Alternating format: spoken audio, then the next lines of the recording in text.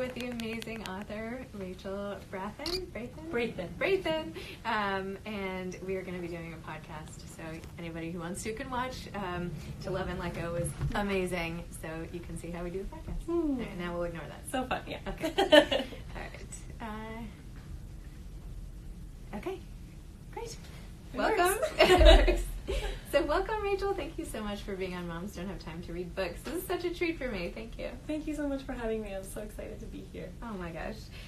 So can you tell listeners what To Love and Let Go is about, and also what inspired you to write it?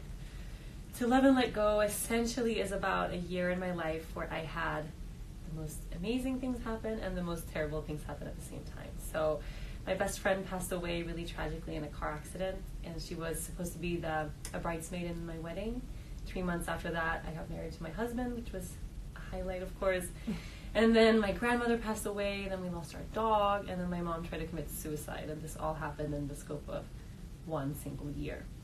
So it was a really big journey for me, and already then I knew I wanted to write these stories down because I had so many intricate moments of, I don't know, things that felt like divine intervention, like little miracles that happened in those really dark times, and I wanted to write about it. But it's taken me 5 years to actually complete the book. So 5 years is really not bad when you think about how much went on in just 1 year. I mean, when you look at it like that, it can take people a lifetime to get this kind of stuff done. Right? Yeah, you're right. When you look at it like that. And but you were finishing Yoga Girl also. Yeah, at that same time. So yes. Maybe it's not so strange that it took me a little while. I just think, you gotta give yourself some credit. Yeah, you're right. And Yoga Girl became a best-selling book as well. Mm-hmm. And that was less life story-ish. Tell me about the differences between the books. Yeah, I mean, Yoga Girl is very like a poppy, colorful book, so Mm-hmm. I tell my story. There's definitely some depth in there, but there's also yoga sequences and recipes, a little bit more like a how-to to give people kind of like a doorway into the practice of yoga. So it was a lighter book to write. It didn't take me very long to write it. I knew the story I wanted to tell. And then when I was finishing the American version of that book, all of these things happened that kind of led to the second book. So in a way, touring To Love and Let Go now, it's this completion of a cycle somehow. I love what you said on Instagram about going back to Austin and where you were the first time you were there. Yeah. And now you're back, and people keep showing me, we're going to the same bookstores or the same kind of events we had 4 years ago. And people keep showing me photos of the photo we took then with the first book, and then now we're in the same place with the second book. So it's nice to meet everyone. Well, I have to say, your book came into my life, I feel like, through divine intervention, exactly when I needed it. I had lost my best friend on 9/11 when we were 25 years old, and I feel like this time of the year brings all of that back for me. And so getting your book right then, I was in it, but I was with you and all of your loss, and I was like, I got this book for a reason. Which, I'm so sorry anyway, for your loss. No, it's okay. But hearing all of the stuff you went through, not to compare losses, because everybody's experience is obviously so different. But just, you gave me exactly what I needed when I need it, and I know you've been there for so many other people in that same way. So just a quick thank you, and then I'll dive into all the things I want to ask. I love the timing of things, and I think that's always how books work. So, yeah, we get them when we're supposed to receive it. It's so nice. Okay, so a couple of things I want to talk about in the book. So you included a lot of scenes from different meditation retreats and yoga conferences and retreats where you have all these huge releases of emotion. I mean, they're really overpowering, and the way you describe them is beautiful, and you're right there with you. One time you said, every word that came out of my mouth came both as news to me, I didn't know that I had been feeling that way, and as something I knew as absolute truth. You even commented on how crazy it is that usually we keep all of that anger inside, and you said letting it out isn't what's crazy, holding it in is. So I just wanted to hear more about that release, and also, do you have to go to a meditation retreat? How does the average person get that anger or those feelings out without having to, take ayahuasca or do something wild and crazy? Yeah. I think it's strange that this is such an overlooked part of our lives, honestly. We are never really taught any sensible way to release any kind of emotion. Even for a lot of people, releasing, intense joy or gratitude, people tell us we're too much. We don't want to be too happy. And we're also not taught how to actually process emotions like fear or anger or sadness. We're supposed to just keep it together all the time. And even I can see it now as a parent, how hard it is to raise a child because I want to raise her in a way where she can feel her emotions and express how she feels and not put the lid on because it's, uncomfortable for me or in a social situation. And it's really hard. Yeah. So I think we turn into these adults that, we have these kind of smiles plastered on our face all day long, and people ask, how you doing? Fine, we're fine, we're fine. And even when we're not fine, we say we're fine. And the only way really to heal through really intense, moments of grief or despair or challenge is to feel the feelings that are there. And we're not taught how to do that. So we kind of escape, we self-medicate, we go around them, we pretend they're not there. And of course, with time, we get depressed. We find ourselves in a huge life crises. Whatever is under the surface is going to bubble over eventually, or we get physically ill, or it's going to manifest somehow. So for me, I've had a lot of those big moments of whether it's been, at a retreat or in ceremony or in a way where it's kind of orchestrated, where you feel safe, and then it's easier to release those kinds of emotions. But I try to have the practice of every day feeling my feelings somehow. So, and this is what I try to teach people through the work that I do, and that's what we do in my retreats and things like that too. But when I'm feeling sad, what's my immediate gut reaction to that? How do I, for me, sadness usually shows up as anger. I get annoyed, don't talk to me, everybody's doing everything wrong, I blame, and then I have to get to a place where I can actually, okay, well, what's here? Well, I'm actually hurt by something, that's why I'm acting this way. And what I need is a really good cry. So I need to cry every day, which is a big realization, at least for me to have. And that whenever I get to that place where I feel overwhelmed by emotion, that what I need is not to soldier on or push through, but some space alone, or someone to talk to, or someone to vent with, or a physical moment of releasing that emotion, whatever it is, which can be like a 5-minute crazy dance party in my living room, or beating the hell out of a pillow in my bed, or like I go to the ocean, I live in a secluded place, so I can do this, I go to the ocean and yell sometimes, some sort of physical release of that energy, because we need it, we really need it. In New York, where we are now, I think it's so evident how many people need that kind of release, but we don't really have the space to do it. So I think it's really something life-changing, but it's just, not really accepted in our society to have a meltdown at the grocery store when we're an adult. So yes, we although I wanted to, right? But we don't, right? Sunglasses or whatever. Yes, right. And then that energy has to go somewhere. So where does it go? Yeah, nowhere good. Yeah, right. Well, it's good to keep in mind that it's okay to let that out regularly, and in fact, it's imperative to do so. Yes, yes. So finding our own ways. We don't hear that enough.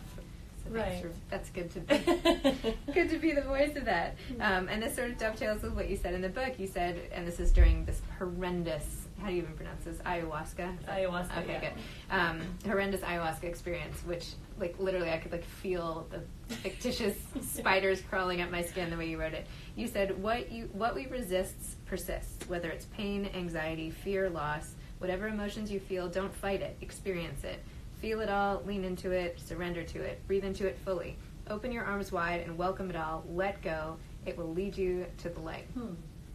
So I just loved that passage. Tell me about that experience and how you got to that moment, because then you carry that through the rest of the book, where whenever you go up against all these tough situations, you're like, no, I'm going into the pain.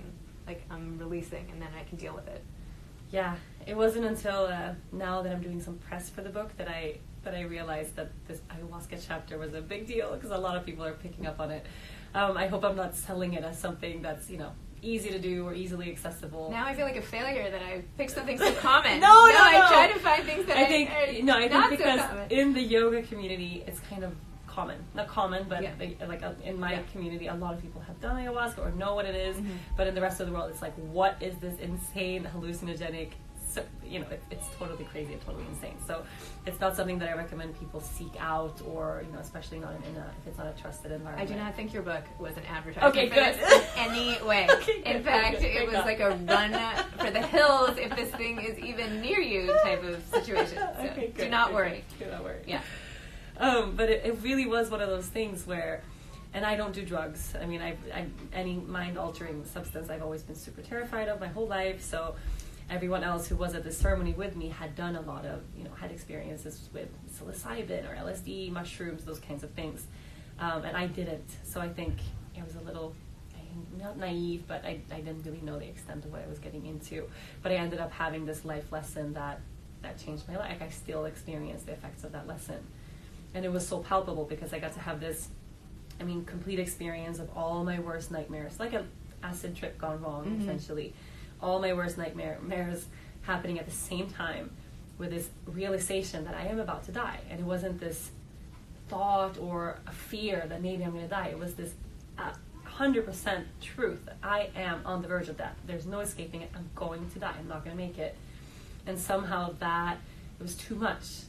That energy was too much for my mind to cope with, I guess. So I had this very physical experience of letting go. Okay, why fight it? I'm going to die anyway. I'm not going to make it. Why fight? I might as well. It was very physical. I can feel that. I can tap into that feeling still. And the moment I did, everything changed. It really was like this huge shift from darkness to absolute light. Just this this experience that I read about in all the sacred texts and that you hear about in yoga class or meditation or spiritual books was this oneness somehow. And it's something that I remind myself of that all the time, or I get reminded of that all the time when I'm in a place and I'm resisting, or when things are really hard, that, okay, I can't push my way through all of these things. They're here for a reason. So the easier way to process this is to allow. It doesn't mean I have to stay in a shitty situation, but to accept where I am and then take action from there. I feel like I should just follow you around because you keep having this divine light shine on you and light up the water where you are. And I feel like you're like an angel with this hey, I feel like if I could just scooch behind you, I would be getting these rays of divinity or something. I don't know. So I feel like it should have been a subtitle of this book, something like The Light and Me. Anyway, so to go on another emotional track here, losing your friend Andrea, and I'm sorry to bring this up so callously in the midst of a 30-minute interview, but the first chapter of this book might be the best first chapter I've ever read. It was so dramatic, and you didn't know what was coming, and your sickness at the same time, and not knowing what was happening with you, and the fact that it ended up, it was I couldn't believe it. I stopped reading it and told my husband, I was like, oh my god, this first chapter, see you in 2 days, I'm reading the rest of this book right now. And of course, I'm so sorry for your loss.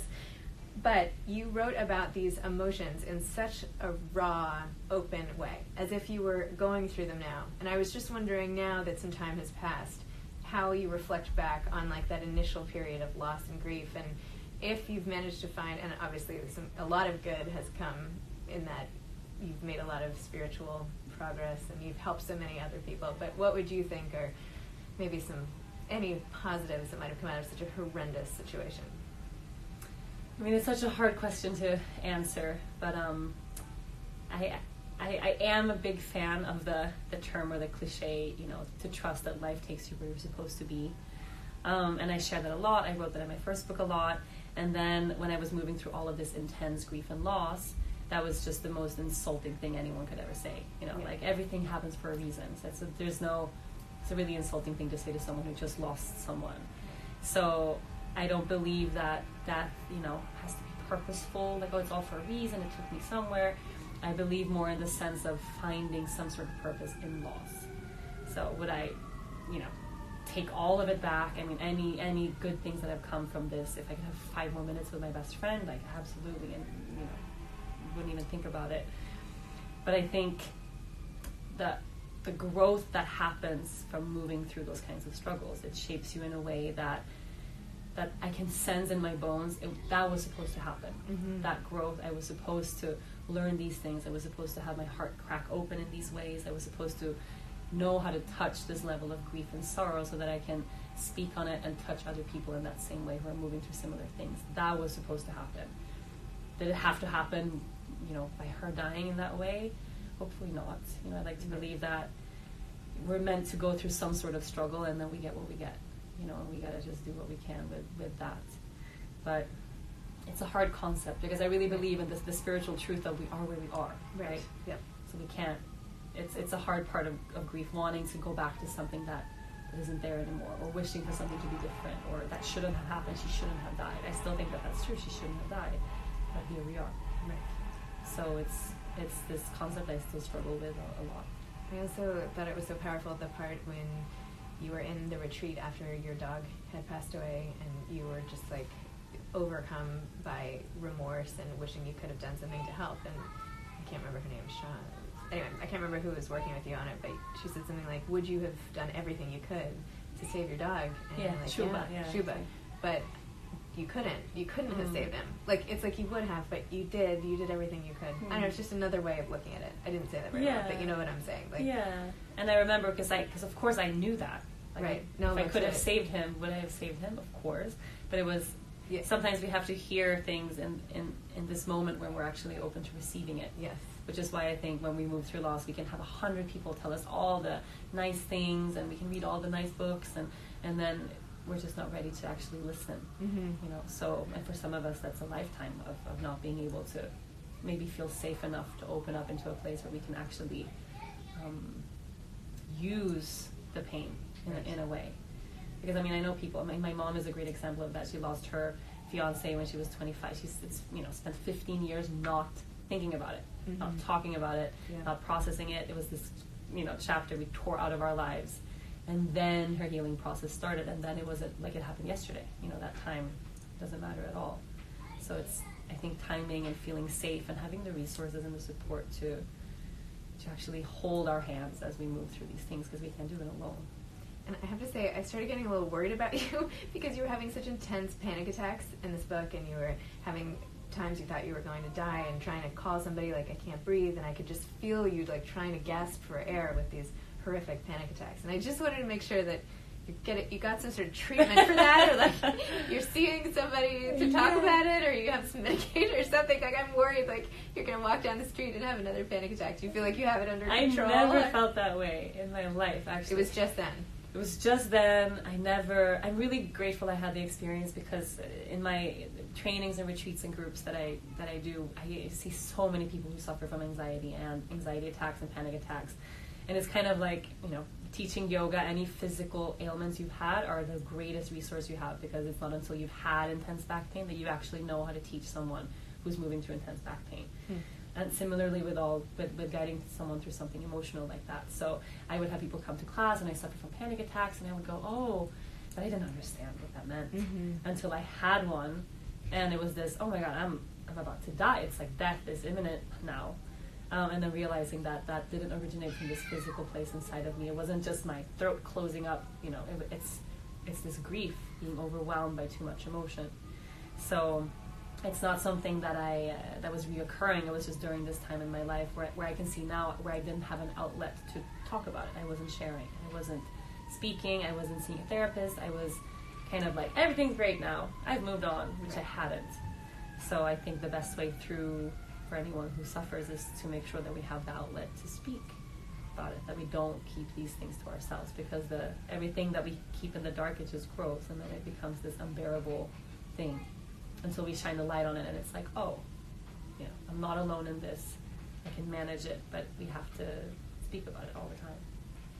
So another thing I found really interesting in your book is that you have all these followers. You have like 2 million Instagram followers, and everywhere you go, people are like reaching out and hugging you, and you talk about the mixed feelings you had, especially at the beginning of basically fame, right? That everywhere, especially in certain communities where you went, you were like, people just like wanted to touch you, like you're like a sacred, like the Dalai Lama or something walking among these people. No, seriously, but the way you describe it, even on Instagram when you showed the line of people like wrapped around just waiting and saying how you hugged 500 people, I mean, that has to take a lot out of you as a person. So how do you take care of yourself? I know you have all these meditation and yoga and all these healthy things you do, but like, what do you do at the end of a long day when you're like exhausted by some event like the other day you're reading, or how do you get through the day to day? Someone just asked me that in a book event. Oh no! Like another question someone asked you. I will ask you an original because question. Then there was hundreds of people there, and then and you're gonna hug all of us, and then at the end of this day, like, what's the secret? And I felt like she's waiting for me to give her this Sanskrit mantra that I do, or the specific meditation, and it's just, I drink a lot of wine. Good. No, I'm like, I don't want a mantra. I want to know the brand of chocolate that you eat to cope. That is what I'm looking for here. No, the secret that I found that really works for me is when I'm on, I'm on. and I know, and I can rock that. I can go on tour, I can be on all day, all night, hug 1,000 people, and really be there and not have to fake it.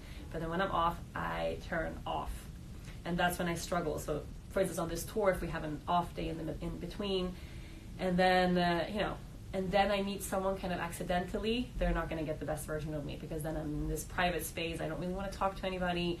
I want to go take a yoga class and not have someone next to me like bring their phone out. Then I get pissy with people.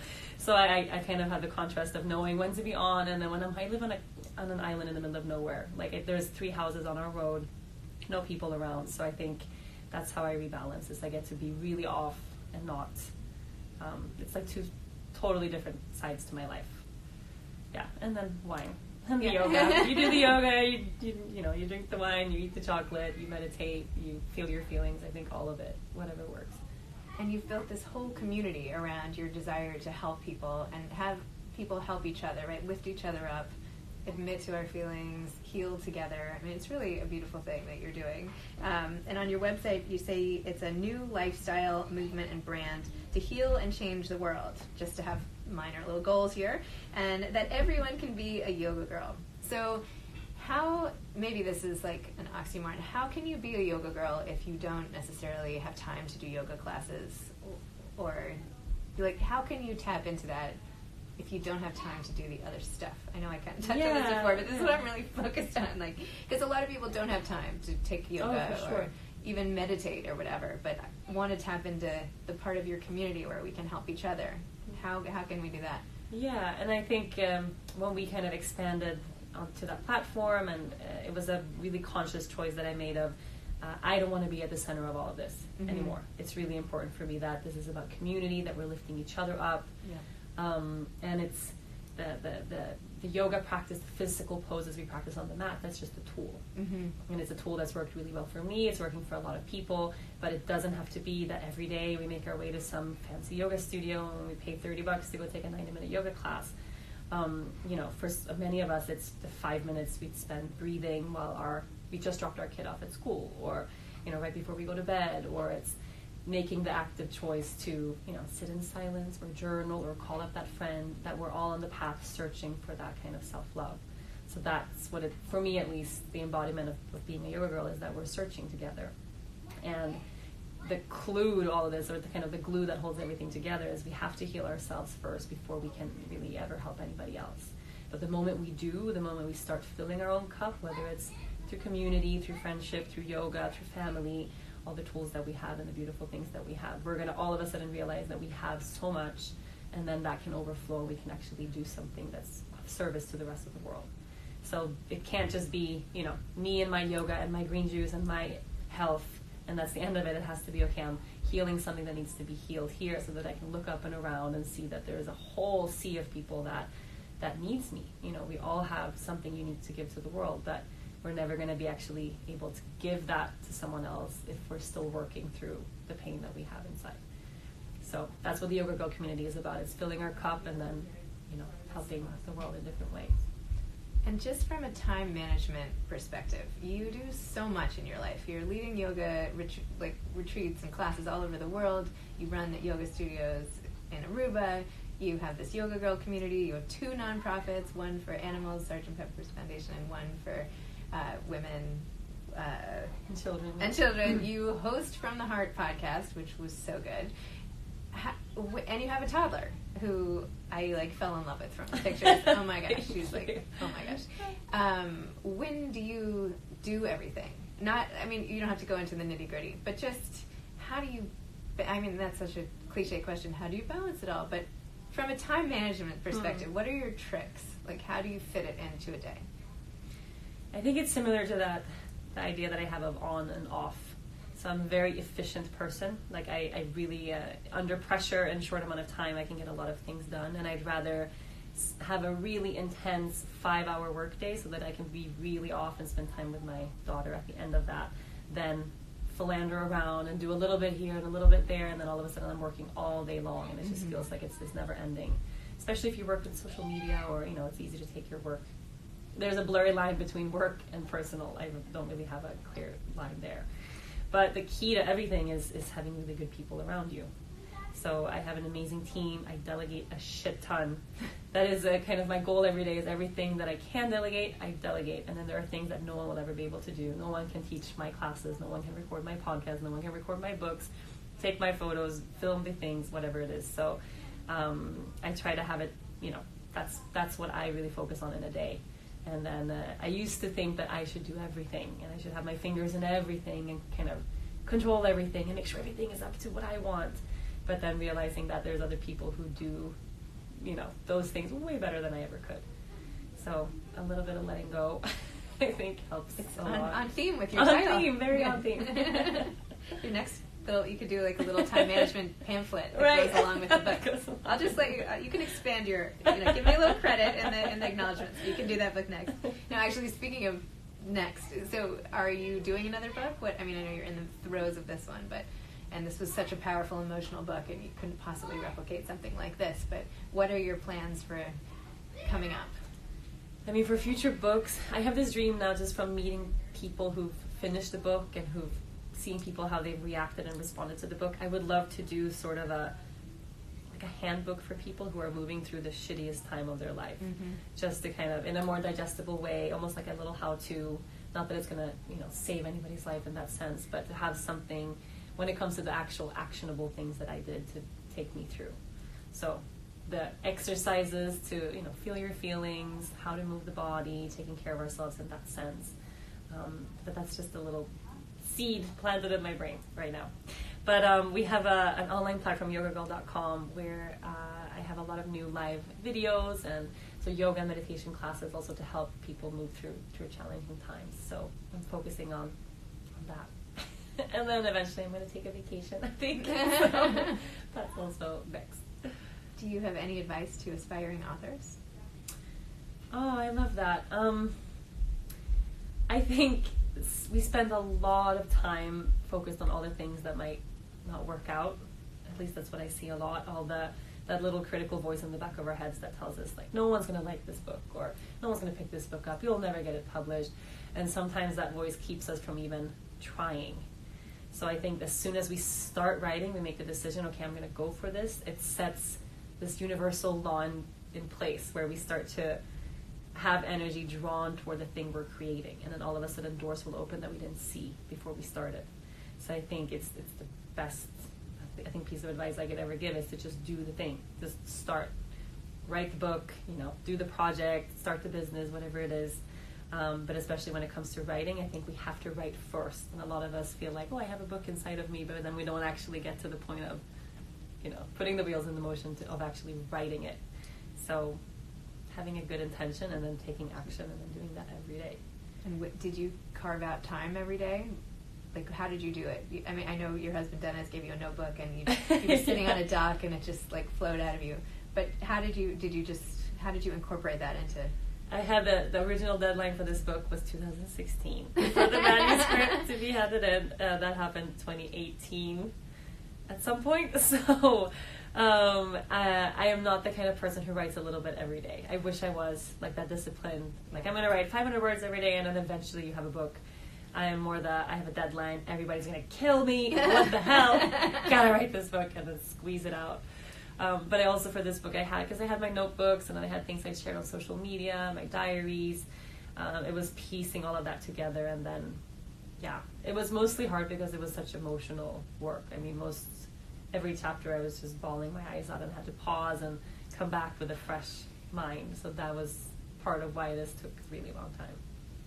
If you could go back to the Envision Music Festival that you went to with Andrea before she passed away, and that was your last week of hardcore time together that you wrote about so amazingly well, is there anything you would go back and tell yourself now, having lived through all of this afterwards? I don't think we could have enjoyed that more. I couldn't have improved that experience. If anything, I would try to change the course of time somehow so that she wouldn't get in the car. 10 days later. But I don't think I could have. It was the best, looking at it now. And I was even thinking, am I romanticizing it because it happened? Sometimes we look at the relationship or the last moment we had. It's like, it was so good, but I made it into something bigger than it was. But it wasn't. It was exactly that. It was amazing.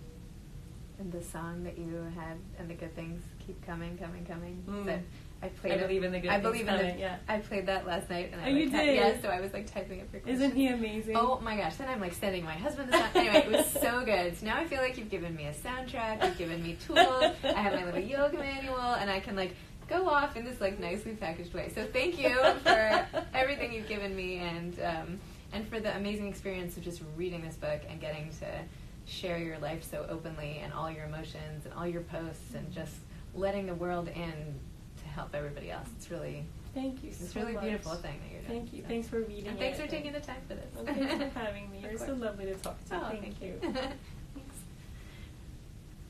Oh, that passed so fast. Okay. Goodbye, everybody. End. Are you sure you want to end? Yes, end now.